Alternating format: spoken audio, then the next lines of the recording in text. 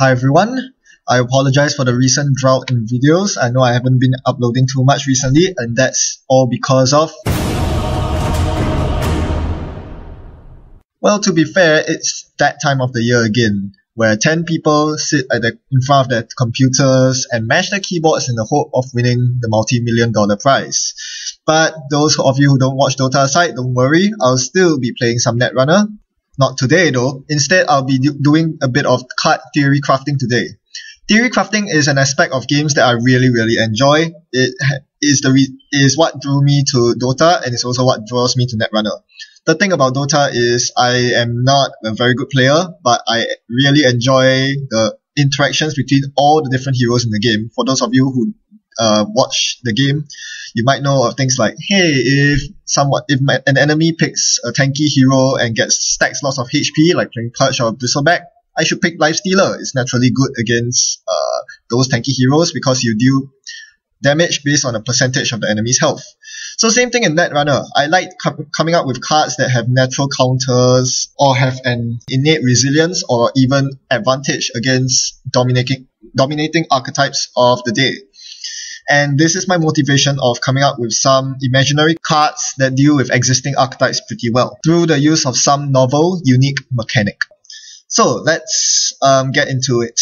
Here we have Test Ground, which is, as you all know, a card from the Underway data pack.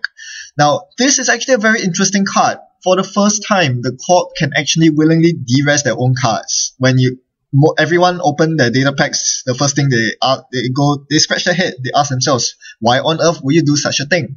And people started coming up with ways where this could be useful, most notably de-resing your money assets as HP so you can recharge the money on them. So this is very good card design. It explores new design space and leaves the population at large wondering what to do with it and trying to find the most optimal way to use it. That is what I call good card design. Unfortunately, it is wasted because it is so overwhelmingly underwhelming. It's way too weak right now and doesn't have adequate support. But what if it could get better? Here is my take on the de-resing aspect of cards, and I'm incorporating it into a HP Ice. I call it Dream. It's a 4-strength code gate that has a moderately high res cost. It says if Dream is de-res or trashed while installed, the runner loses all remaining clicks.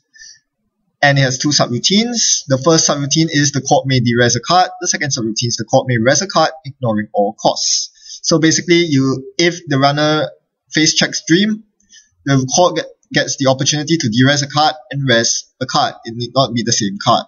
And you can also use it to de-res Dream itself. So the first clause, the constant ability of this ice makes it very resistant to some of the most powerful ice denial tools that are in the game right now, owned by the Anarch and Criminal faction. That is namely Ice Destruction and Ice De-resing. This punishes the runner. If the runner decides to do so on the turn, they will lose all their remaining clicks, which is not that painful until you combo it with click restrictive upgrades such as Rion Knight or Strongbox. So hopefully this enables these kind of click restrictive upgrades which don't see too much play currently. More importantly, the de-res and resing aspect is very interesting because it is a very painful face check. If you face check and the Corp gets to res a Janus or a Heimdall off of it, you really regret life. The de-resing is not so useful and the Corp probably won't trigger it most of the time, but you can always trigger the de-res on Dream itself. Thematically, this is like Inception, Dream crashing, and the runner just spending all their time in the Dream. When they wake up, they realize they have no more clicks left. Even though Dream is de-res, they are out of clicks, and once again the Corp can abuse things like Rion Knight to punish the runner for losing all their clicks. So this is the interesting aspect of the card. Unfortunately, due to its design as a code gate, it still doesn't stop Anarchs from completely running over it with York and Data Sucker, but that is inevitable. With NetReady Ice introduced and the rise of York, it is very difficult to design code gates that don't die to Parasite, York, or David one way or another. In fact, yeah, the only way to get around this is to not print code gates at all, which probably doesn't work very well. So that's the downside. I was trying to brainstorm of a card that could be a code gate that could be resistant to both Parasite and NetReady York and David. There just isn't any, for good reason. That end-out combo is so powerful right now. And some of you might notice the similarity between Dream and Architect. Dream is almost like Architect's bigger brother, and in fact, if I were to win Worlds, which will never happen, I would probably suggest Dream as my card idea of choice, because Architect is, as its little brother, also designed by a world champion. They are both similar in that they don't contain any end-to-run subroutines, but the runner is compelled to break all the subroutines because they are so game-changing. You really cannot afford to let the corp get free reses, and if you lose all your clicks to a D-res, bad things can happen. They also synergize pretty nicely with each other. Architect can actually trash Dream if Architect is left to fire. If the runner fires Architect, the corp can choose to install an ice over Dream, trashing Dream in the process, and force the runner to lose all their clicks. It's a very niche interaction, but it works. You don't always want to trash Dream or de-res it because it costs so much to res, but I'm sure someone will find a way to abuse this. Dream can be pretty powerful. My only gripe with Dream, in terms of card design, is that it opens up a lot of grey areas with regards to rules questions. Because assuming the runner face checks Dream, and the corp fires off the first subroutine on the Dream itself, de-resing Dream, does the second subroutine fire now that Dream is de-resed? I don't know. It needs an FAQ clarification, and that might lead to more ambiguity in the game, which is probably undesirable. But other than that, I think this is a pretty interesting card that probably is worth a play or two at your local game store if you do custom cards. Here's another idea for a card. Court Showdown, a Wayland operation. Has a high influence cost because it is pretty game changing, because it manipulates agenda points just like an offer you can refuse from Jinteki that's coming up soon. The card text is as follows. Starting with the court, both players alternately trash one card from their HQ or grip until one player declines or is unable to do so. So basically it's like a mini duel.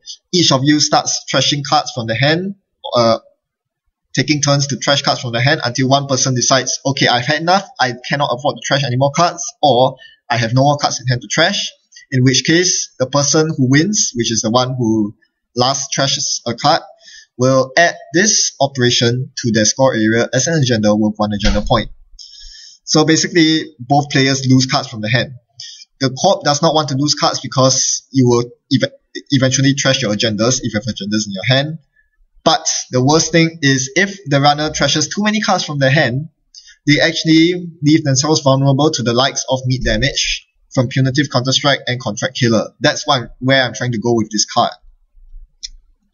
The problem with all the new meat damage tools that Wayland has right now is that they just don't have the same amount of impact that Scorched Earth does. Very few of them can rival the amount of burst meat damage that you can deal with Scorched Earth, and that is a huge problem in game design, because why would you play anything else over Scorched Earth? What you really want to do is to chop the runner's head off one clean kill. You don't want to do drip damage. That is for Jinteki to do. Wayland's not very good at it.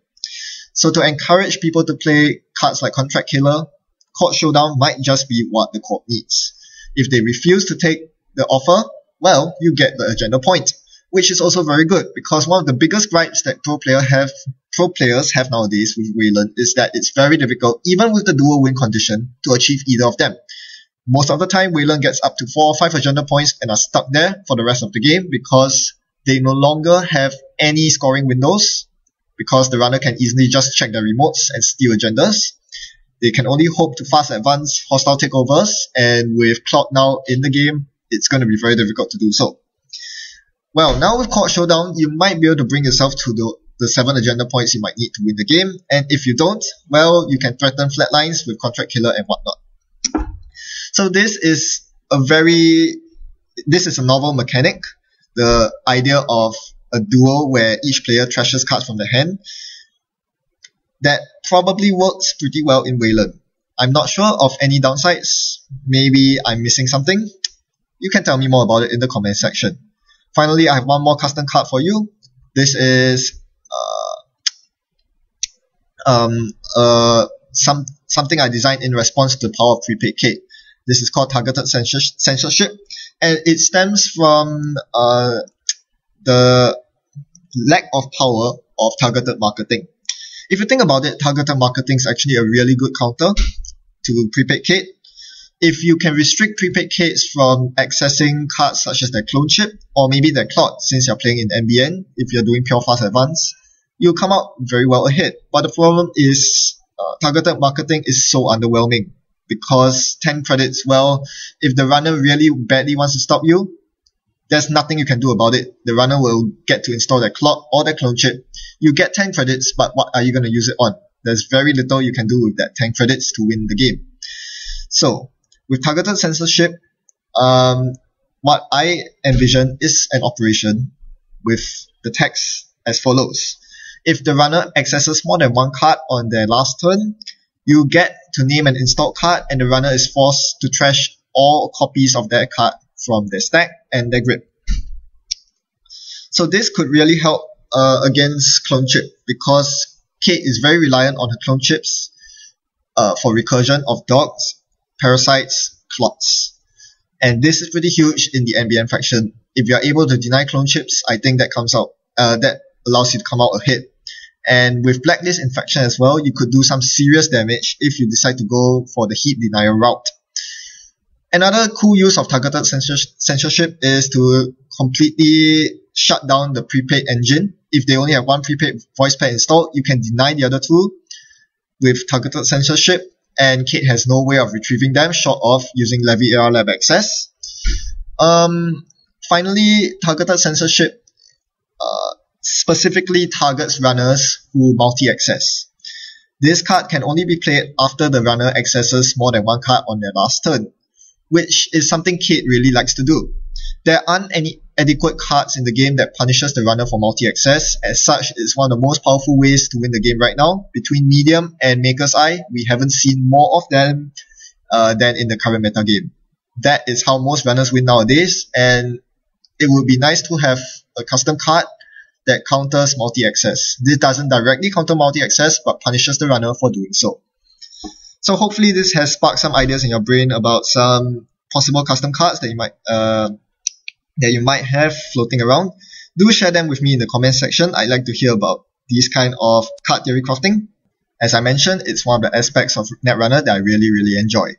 Thanks for watching and happy net running. Goodbye.